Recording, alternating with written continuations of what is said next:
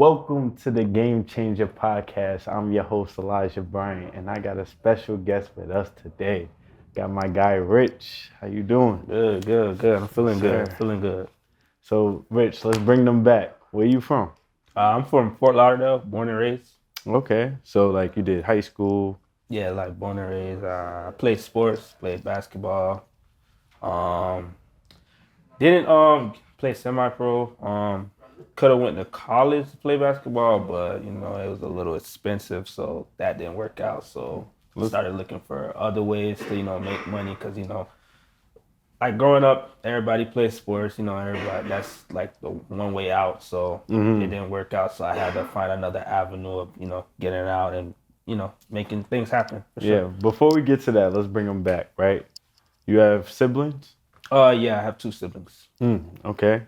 Mother and father, same household? Yeah, same household. Okay, so it's about 5 of y'all, 6 of y'all. Yeah, right? yeah, five. Yeah, five of us. So how was that growing up? Are you the oldest, youngest? I'm the middle child, so yeah, so Malcolm in the middle. Yeah, They usually say the middle child kind of gets neglected. Did you feel like that? No, it's a good household. My parents are immigrants, so they got that grit, so that kind of keeps me going too. So I got it. They instilled that in me, so I use that and take that every day. Gotcha. Make things happen. For sure. Where are they from?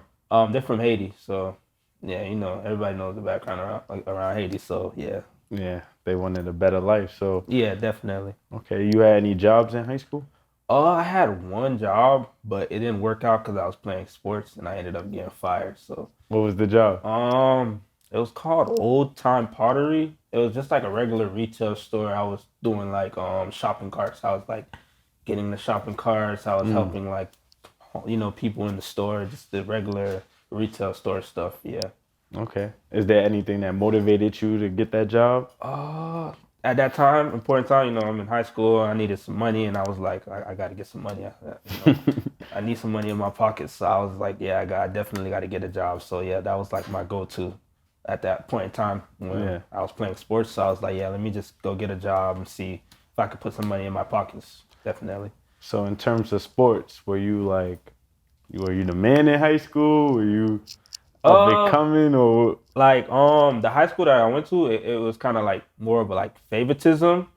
So I ended up leaving. So like around the time when I left, that's when I actually got my chance to actually, get some PT and actually, do something with the years that I had left, because I kind of like left late. So it was like yeah, I don't have much options. Like I just got to make the best of my situation, because I pretty much left high school, switched schools late, should have left earlier.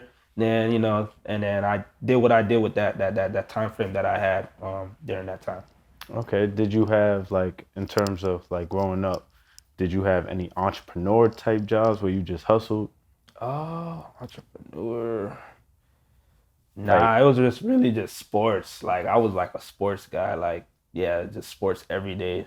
I didn't nothing about entrepreneur. That was really like my entrepreneur type of thing in my mind. Like if I do this, I could maybe, make something happen for my family. So that was like my go-to at the time. No, that's a fact. That's the same thing with me. I always thought I was going to the NBA, playing big time professional. So growing up, my parents allowed me to focus on sports, practice over the summers where I didn't have to get a job. But, I still hustled because, in New York, you want the flyest sneakers. You want the latest fashion still. So definitely. Yep. So now college, did you go to college? Yeah, I went to community college.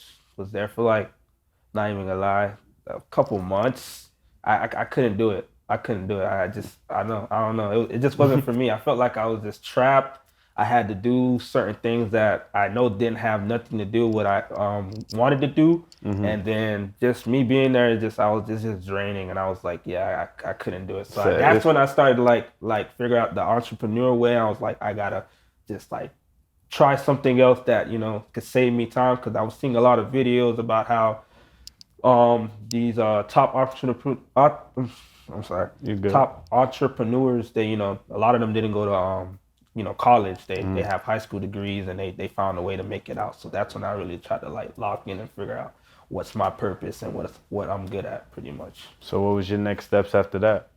From there, I was doing comedy on Instagram, so that was Okay. kind of like the next venture. I kind of had a little, success for saying there. I went viral a couple times, so that was good. I made world stars. I was on House of Highlights. I think was it Sports Center or ESPN, one of them. So I had a little success, but I wasn't making like the money that I wanted to. Mm, So that kind of like backtracked, and then I started to kind of go looking for other stuff, and then I came around like a real estate group.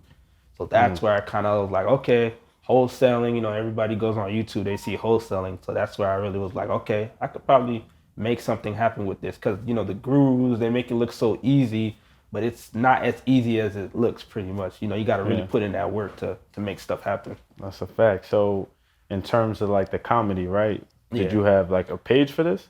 Oh yes, the same Instagram that I got right now. I just kind of archived all my company stuff Comments. and then kind of just like switched the page over. So yeah, Gotcha.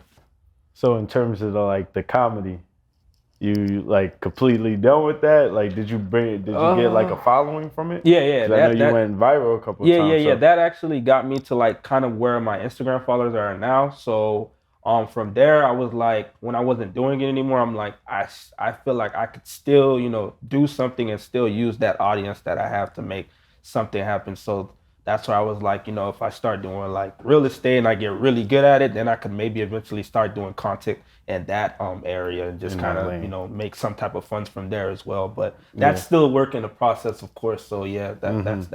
that's it right there. Okay. So now you get into the wholesaling. You see it on YouTube, you said?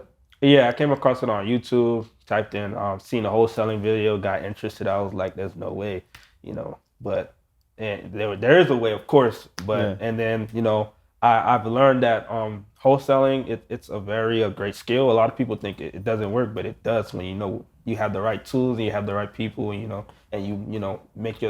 put yourself in the right position to make stuff happen for sure. Yeah. So now did you reach out? Did you get a mentor? Like how did that Yeah, from that with time? that, I Yeah. came across a mentor group, kind of joined, ended up, it wasn't like the best group. They had a lot of tools and stuff, but as far as being like personal, kind of teaching you the ropes, they kind of just gave you a course. And then from there, they kind of just, hey, if you have any questions, just give us a call. But they never really like checked in on me just to Mm-hmm. make sure I knew what I was doing. So from there, I really just kind of lost focus and was getting like discouraged, like, bro, I'm never gonna get a deal. And then Mm-hmm. I'll ask questions, and then I feel like the questions wouldn't really help. So that kind of made me just be like, oh man, I don't know if I want to do this anymore. So then, So with that time frame yeah, from like looking on it on YouTube, getting into that yeah, mentorship group from this is doing wholesaling yeah, houses, yeah, right? yeah, yeah. So how long was that time frame? I was doing that probably for like maybe like I was locked in for like a good 6 months. Mm. Didn't get a deal. And then from there, I was close one time. I actually went into the house, took pictures, and then the deal, you know how deals go, that it didn't go through. So I was just like, damn, I got to keep going. And then after months of just, I was door knocking, so wasting a lot of Mm. gas, driving a lot of places, going to places, the house is already given to somebody else, and I'm just like, man, there has to be a better way of like, making this happen. So I kind of took a break from that, and then from there, that's when I kind of came across your ad, and then from Mm. there, I kind of was like, okay, yeah, this is probably like a better way of doing things, like less stress. I don't have to really deal with like homeowners who are attached to their house. So that was like my avenue. I was like, yeah, that Do could you definitely remember work. which ad it was? Um, I'm not sure which ad it was, but I know it was EBD Academy for sure. So I was like, yeah, I definitely got to tap in with bro. Okay, so you see the ad now. What was your next steps after that? From there, I basically joined your webinar. Kind of got some more information on land, how it worked, and the infill locked kind of strategy where you reach out to home builders. And then I was like, oh yeah, this could definitely work. And then you were saying how they're not as much attached, and I seen you were also doing like houses, and you were having some trouble. You made some deals, but you were seeing like the way it was working. You was like, nah, this is not the way for me. And I kind of related, and I was like, oh, yeah, for sure, I could definitely. If he could do it, I could do it. That's Right. basically what I was thinking. Yeah. Yeah, I feel that same way. Like if what one man could do, I could do. I just got to figure out what that one man is doing, Yeah, definitely. so I could do it. Yeah, for So sure. that's exactly what you did. So now you get on the webinar. What was your next steps after the webinar? Immediately I took action. I was like, I'm the type of person, like, if I see something and I know I could do it, I take action. I don't like, I'm not the type of person that just freezes up. I take action, and if it doesn't work out, it doesn't work out. It's life. Yeah. Things happen. Yeah. So in terms of action, like, what were your action steps? Did you get the course? Yeah, I got the course, joined the Discord, and then from there I just started locking in, learning as much as I can from the resources you provided for us on there. Okay. So for the viewers that don't know, that's not in the Discord, Mm-hmm. because most people, they'll get the course, but they won't join the Discord as well, because now they're like, I just spent this money on the course. Yeah. I don't want to do any additional payment, but within the Discord, right, we're doing that additional help that you didn't get from that Yeah. first mentorship group, Correct. right? So, like, for the viewers, what was in the Discord that, worked for you? Yeah, you guys had like templates, how to reach out to home builders, how to reach out to other particular individuals. You had like you would drop in like the areas that you were searching in, so we could kind of just hop in and just make it happen. So it was like a easier step of where we could go market to without even having to do all the extra back end and figuring everything out. So that was really cool, and that saved us a lot of time, and it still saves us a lot of time because you still dropping gems in there for sure. Right. So, in terms of that Discord, right, I put the builders, their price, their criteria, and how many lots they're looking for within the next 30 days. So you guys don't have to focus on the builders in the market. I already got that laid out. Now you just have to focus on making offers. And so that's what you did. So, okay, so now you see this list, right? Like, what was your thoughts? Like, I was like, oh, okay. So now I have what I need. Now I just have to make it happen. Find a seller that's at a certain price range, try to get them under, and then come back, see if I could reach out to you once I at least have it under contract or you feel like it's a deal. So that's all I was thinking in my head. Like, I can make this happen. I just got to put in the time. okay, so now choosing that first market, because I send you a list of markets, right? You still gotta figure out which one's the best, Yeah, definitely. which one I'm gonna put my money to, right? So what was your next steps for that one? Yeah, from there, for me, I was like, man, I'm gonna just do all of them. That's literally what I was thinking. So I reached out to like all of the markets. I didn't pull like a big How'd you list. reach out to them? I actually used launch control. So from there, I just got the list. Skip tracer. The guy that you sent in there. Gahor. Yeah. So I pulled the list. Then So yeah. to backtrack, you said launch control. Yeah. What is that? Because I don't know what that is. Yeah. It's like a texting software. So basically, you get it. Once you pull your list, you basically import the list into launch control, and then you can text landowners. So it saves a lot of time. It's not like a CRM, but it helped me get a lot of volume in a sense faster than if I was just doing it one by one. So I was like, nah, I can't do one by one. I gotta get a deal as soon as possible. So that's why I was like, yeah, let me just go with this software and see how it goes, pretty much. So what he did for the viewers, right? He didn't manually text people from his phone. He got the program online, launch control, and he sent out mass text messages, so he could send out as much text messages in a short amount of time to reach out to these homeowners. So you said you pulled each one of those lists. Yeah, I pulled about 500 from each area. I was like, man, if I could get somebody just to, at least just have a conversation with me and maybe just, agree to that price range, I know I could get somebody. So that was pretty much what I was thinking. And then from there, I just skip trace, was just constantly just responding back while I was at work, because I still work full time. So I was just trying to just make it happen as much as possible, pretty much. Yeah. And you're not getting on the phone. This is straight text messages. Yeah, for the most part, it was texting, because I felt like I don't have much time to get on the phone because I'm working, majority of the day. So I was like, if I just get somebody to just respond back to a text, then maybe I could get on the phone with them and then kind of work my way into that deal. So what was that first initial text message that you sent to those? It was like a lists? basic template that I found on YouTube. It's just reaching out saying, hey, are you still the land or lot owner of this address? And then they'll usually come back with, yes, yes I am, or what's your offer? So that's when I was like, okay, yeah, this is way better. So that's when I already have the prices, so now I know where to come at. I throw an offer out and see if they, if I reel them in, pretty much, yeah. So, right, for the viewers, right, we got a deal together. Yeah, A deal we just closed on Friday. So let's talk about that, right? yeah. So now you send out the text messages. Yeah, at work, you're sending out text messages. They hit you back. Like, let's talk about it. Yeah, so from the most part, you were telling me about like wetlands and flood zones. So I didn't really know about that. I'm still new, but you was like, hey, this is this, and I'm like, oh, okay, all right. So now I gotta avoid these areas. So that's when I was like, yeah, let me make sure I don't send you nothing bad, so you don't look bad. So that's why I was trying to avoid all that. And then I finally found somebody. She was like, yeah, she happened. I sent this crazy. What's crazy is I sent her a text for one lot. And then she came back saying, yeah, I have another one on the same street. I was like, oh, okay. Yeah. So let me just, you feel me, make this happen. So I threw her offer, and then. What was the price range that I gave you in this area? I think that area was around like 45 to 50, if I remember. It was, it was like, no, it was it like 28, like 20, so 28. It was, I believe, 25. Yeah, 25, yeah, 25. Per lot. Yeah, per lot. Yeah, so correct. You know the price already. Yeah. And then she asked you for the offer. Did you give the offer right away, or did you get her to say her price first? From the most part, I kind of like just verified if it was her that really owned it, and then from there I kind of just threw out like a range. I didn't want to throw out a number. I just threw out a range of what we could buy in, and she was like, "Oh yeah, that could possibly work." And it was already 2 lots, so I knew if I just put the price down of the 2 lots, then I could get the total amount. I was like, yeah, it could definitely be a deal. So yeah. So what you hit her with? I hit her with it was 35. It was 35 if I remember correctly. It was 35, and it was going for 25. So that was like 50.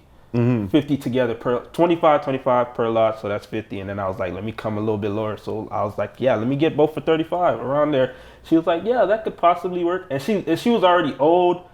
I'm not to be disrespectful. She's like an elderly lady. I think her husband passed away, so a lot of people they don't really care about the land anymore. So she kind of already wanted to give it away. So it was I helped her, she helped me in a win-win situation. That's what I love about this game, and then why this game is a game changer, because these people, they owned a lot years and years ago. She probably bought that lot for like $3,000, both lots, 30 years ago. So when you gave that offer, I think around 35, somewhere around there. Yeah, around there. She's like, you know what? I could possibly do this. You could close in 30 days. But what did you get on the phone with her at all? I was just texting her, and she kind of she eventually just went with me in a sense. So I didn't even have to get on the phone with her for this particular deal. I didn't have to get on the phone with her. She kind of just I don't know. She just felt like I was the right person to work with her. Wow. So, yeah. So now you hit me back up like, Eli, you could go. Yeah. I hit you up like, hey man, I got this. Take a look. Let me know. And you was like, I'm gonna send it to the builder. We'll see if it's a deal. And then you text me like, congrats. I was at work like, oh, we went through. I was feeling lit. I was like, oh man, yeah, it's real. Yeah. That's all I was saying. Like, it's definitely real. So he let me know. He sent me those 2 lots. I sent it to the builder because I want to get the builder's approval first. Correct. To make sure that it's a deal before I send out the contract. Yeah. Because I don't want to waste nobody's time, right? So the builder said we could do it. He said the price works, and these 2 deals was $12,000 collectively. $6,000 a piece. So. Congrats on that first deal. Sure, appreciate you on that. Definitely. I definitely got a prize for you. Your hard work. Okay. Within these 30 to 45 days. Yeah. So, this is you, man. This is you. It's real, guys. Just know it's real. It's definitely real. It's very real. You put in that work. It's definitely real. That's all you, bro. Congrats. Yeah. Man, the first deal with EDB. Appreciate it. Many more to come. Definitely motivated and ready to keep going, So do you have any other deals you're working on right now? Yeah. So I actually have one under contract with another individual. We're testing like the Jacksonville area, so we're just kind of seeing how that goes. So I found the the seller, kind of approached him. He told me what was the buying range. I was like, all right. Came back to the sellers, got them to, got them under the price, and then I let him know, and then we're kind of like trying to see if we could get anything on that. So that. Okay, so hold on before you get into that. Let's break that down a little bit. So, is this somebody in the group, the free group, the EDB Academy group? This is not EDB, but he's like you know him. So his name is DeAndre. So okay, yeah. So I've been speaking to him sir. as well. So I'm just networking with everybody, just trying to bring value to anybody in any way, pretty much. So yeah. Mm-hmm. Shout out to DeAndre, by the way. Shout out to DeAndre. He's definitely, a pioneer in this land flipping space. So you contact him, he gives you a price, right? Yeah, for sure. And now what do you do after that? From there, I just basically wait, like the same thing I did with you. I got all the information I need. Now I just have to find the sellers and get them under that price range, and then come back and then make the deal happen, pretty much. Okay. So do you have that deal under contract? Yeah, we have that one under contract. So we basically, I think it's on the MLS. So we kind of just kind of see like what we could do with that, pretty much. With the best price. So for the people that don't know what the MLS is and what your strategy is with this one, explain that to them. Yeah. So sometimes when you have a builder and your builder comes back with a certain price, and you're like, maybe I could get a little bit more, you can actually go on the MLS and post it on the MLS.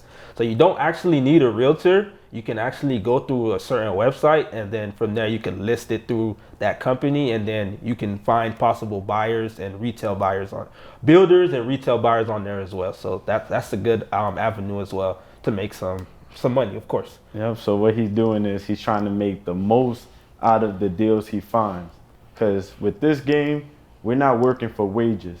We work by finding deals and maximizing those profits. So listing on the MLS is a way that you can maximize your profits. So, let's talk to the viewers now, right? Yeah. So let's say somebody that, they just came across my ads. Now they're looking into getting into the webinar. What advice would you give them? The advice I give them is take that chance, bro. I'm telling you. You don't ever want to just, go your whole life and wonder like, damn, what happened if I would have just took that chance? Where would I be right now? You never know. So like, you just met me this year, right? Yeah, definitely. Yeah, so this is why I got to let them know, right? We don't know each other. Yeah, we don't. This is the first time we actually met in the flesh. Yeah, first time meeting. Most of it's just online, You call me, I send you a text here, Instagram. So pretty much it's just been online. This is our first time meeting. So. Okay. So do you have, what would you say is your like top 3 books? Books. Or are you a reader like that? I'm not much of a reader. I do read, but I'm trying to like get into that next phase of just constantly just reading. But I've have read a couple books for like negotiation. I did also read Rich Dad Poor Dad, so that's everybody reads that one. So that's a good book of kind of getting that mindset of where you want to be. You don't want to be an employee, of course, So that's a good book that I've read. I've also read Never Split the Difference. That book. Go for No. And Never Split the Difference. Yeah. Can you give us one tip that you got from that book? That book is kind of you never, it's really more of a negotiation thing. You never really want to give the seller a offer first. You kind of want to get it out of them. And if you really can't get it out of them, you kind of give them like a price range to kind of maybe wiggle around and see if maybe you can even help them in a sense. Okay, yeah, so I like that book too. I read it too. Yeah. One thing I liked about the book was mirroring. Okay, yeah. So whenever you're speaking to somebody, like I tell my employees, when you're speaking to an old lady, you slow down.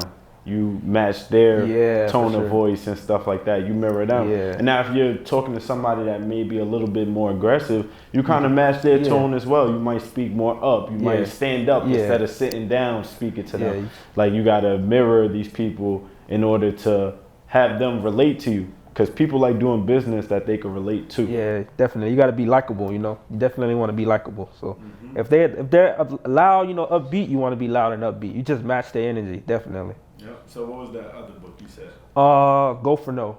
Go for No. Yeah. What you learned from that? Yeah. So like that name, that title. Yeah, Go for No. So that you basically you want people to say no to you. So you get as much no's as you want till you get that yes. because the yes is eventually gonna come, and everybody is used to hearing yes, yes, yes. But now you want to be used to hearing no, no, no. Because once you hear no, you just gravitate like, all right, it's just a no. I just got to keep going. So basically, yeah, that's that's what you want to do. Just go for a no. All right, it's a no. There's another person that might say yes. So pretty much, yeah. I feel like one exercise, I forgot what book I read this from, but one exercise what he would do is he will, every time he get no from cold calling, he'll like rip a piece of paper and then put it into like a cup or a jar. So he's stacking up on that no's because he knows eventually if he gets enough of those, he's gonna get that yes. Definitely. And he's gonna get the sale. Most people, after they hear a couple no's, they just quit. Yeah. Or like, you know what, I'm good on this. Yeah. But it's always that next call that be that 20K, that 15K, that 50K deal. So you always got to pick up that phone and just keep going. Definitely, for sure. Yep. So, where could the viewers follow you at? You can follow me on Instagram at Rich the Goat, RICHDAG0AT. So Rich the Goat, pretty much. Okay, and you have Facebook? I have Facebook, but it's not really like, I use Facebook to just like networking and just, meeting realtors or trying to find builders or buyers on there, but I'm not really like, but if you want to reach out to me on Facebook, you can definitely find me at that same name. I'm on Rich to Go on every platform for the most part. Yeah, definitely. All right. So, you guys, if you guys want to learn how to flip land, I'm telling you, this game is a game changer. It's changing lives. He's been in the game for less than 60 days and made 6 bands. Yeah. You know what I'm saying? Like, this is really, really happening, bro. So, if you want to learn how to flip land, text land at 813-687-8867. Game changers.